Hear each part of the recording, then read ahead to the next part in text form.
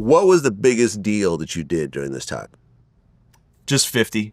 So you stuck to 50. Just 50 pounds. 50 pounds. And that was how much? Because then my re-up's only $120,000.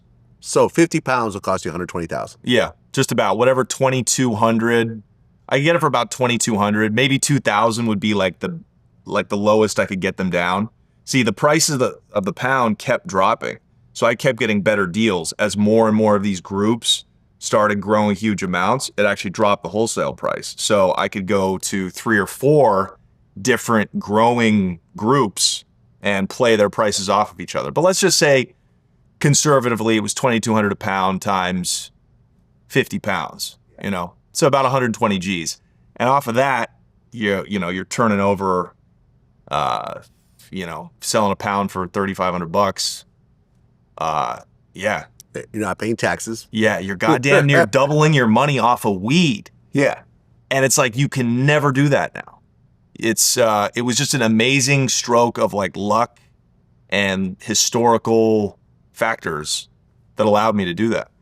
Well, how would the handoff happen? Like, how would you get 50 pounds and give them $120,000 and not worry that someone's, the police are swooping in and so forth? Yeah, that was the terrifying part for sure. Yeah. I sent, at the end, I had everybody driving down for me. I send a nice college student. This was like the recession, right? So nice white college kids had no job. And so I would send them with the re-up money down to meet, and they would load up and then just drive back. And we had one spotter car, and they went the speed limit, and they had a backstory. And, we had a couple of close calls when I was driving, got pulled over a few times, but we never got popped on the highway. Well, what's crazy when I was going through your story is that once you got it and you started to move it around, you were moving it through FedEx. That's right. That's right. Wild. So listen. I would be terrified to do that. Mm-hmm.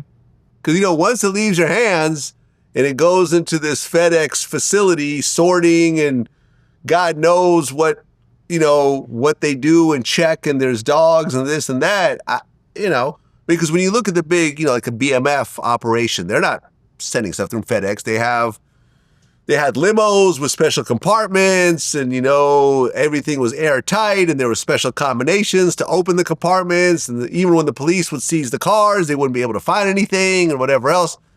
But you guys just put in a FedEx box and go to the FedEx store and hope for the best. That's it. Yeah. I mean, we weren't so cowboy with it. Like, we had a real precision method for sucking all the air out of it. But yeah, my thought process was, okay, possession is 9/10 of the law. You've heard that? Mm-hmm. So if I'm putting it in a box, giving it to somebody else, putting fake names, no fingerprints on it, and sending them down to ship a box of drugs across the country, I'm creating a layer of separation between myself and the drugs and the buyer. Now, of course, we know that if the DEA is really involved, that doesn't matter. They don't have to catch you with any drugs or money on you. They can still put a case on you. But that's the risk. That's the risk. I mean, but there's cameras at the FedEx location. So we're sending it FedEx overnight. They got to compete with UPS and now the post office. By the way, the United States Post Office, good looking.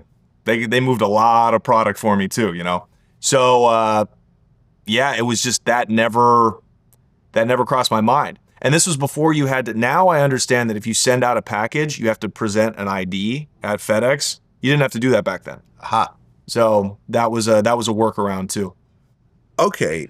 So you'd be sending, how much did you actually send through FedEx if you were to just eyeball it right now? 1,000 pounds. 1,000 pounds Yeah. through FedEx. Yeah. So I don't know how many boxes that is. We'd only put about 5 pounds in a box.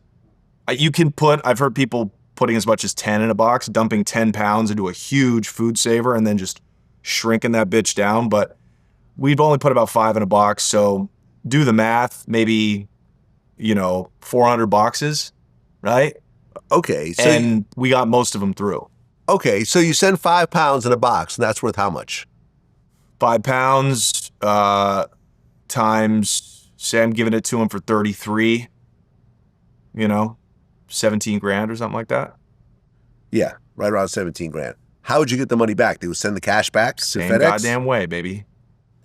Now that's illegal as well. You can't send $17,000 worth of cash in a FedEx box. Correct.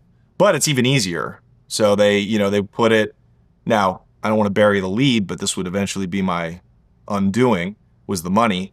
But, cash, 17 grand is not that much. You could take like an old box of like baseball cards. It's just like a little rectangle like that. Line it all up with, 50s and 100s and shrink it up and send it off. So, yeah, I wanted to throw volume at the problem. I didn't want to, a lot of people send couriers would actually fly to go meet the box and collect the cash and drive it back. Who has time for that? I'm sending off 3 or 4 boxes a week. More than that by the end. I'm sending off 2 boxes a day. So it's like if one gets popped, the others are getting through. And I'm still making a profit because the investment is so low. Paying $2,000 for a pound, it's like I can afford, if a box gets lost, that sucks, but it's not going to bankrupt me. Okay, so how many boxes would get lost, be it weed or cash? I think 3 boxes of weed got lost out of 450. 3 boxes. And then the cash, 2 packages of cash, and then the final one that got hit by the dog. Yeah. By the feds.